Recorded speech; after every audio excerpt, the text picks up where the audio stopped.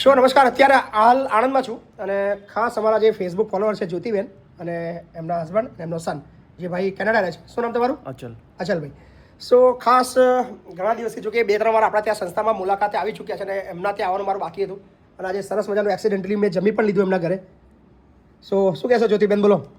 બસ બહુ આનંદ છે તમારા કામથી અમને, અભિનંદન અને આપને ખૂબ ખૂબ અભિનંદન. Thank you. સો આજે અમને ત્યાં જમવાનું પણ થયું, સાથે એમને સરસ મજાનો 1,11,000નો સહયોગ પણ આપ્યો છે. એ બદલ આપ બધાનો ખૂબ ખૂબ આભાર. થેન્ક યુ સો મચ કે આપ જેવા લોકો અમારી સાથે ખૂબ મદદ છે. સો અમને ખૂબ હિંમત મળી રહી છે કે કરોડ 2 કરોડ નહીં, 10 કરોડ નહીં, 100 કરોડની પણ જો કદાચ કંઈક લેવા થાય તો અમને પાછા નથી પડતા. બિકોઝ ઓફ તમારા જેવા હજારો લોકો અમને ખૂબ મદદ કરવા માટે આગળ આવ્યા છે. So thank you so much. તમારી આખી ફેમિલીનો બહુ બધો આભાર. Thank you.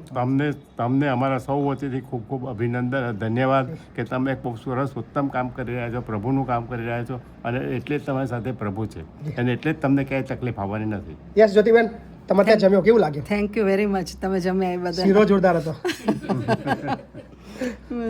સવારે બનાવતી વખતે વિચાર આવ્યો હતો કે મેં પછી જમે તો ના, મારા દિલમાં એમ હતું કે મેં પછી જમે તો બહુ સારું. શીરો બનાવતા બનાવતા આપને યાદ કર્યા હતા. સો સાચા દિલથી કંઈ પણ વસ્તુ કરો તો ચોક્કસથી ભગવાન સાંભળે છે. So thank you so much. તમારા આખા પરિવારનો બહુ બધો ધન્યવાદ. Thank you. Very much.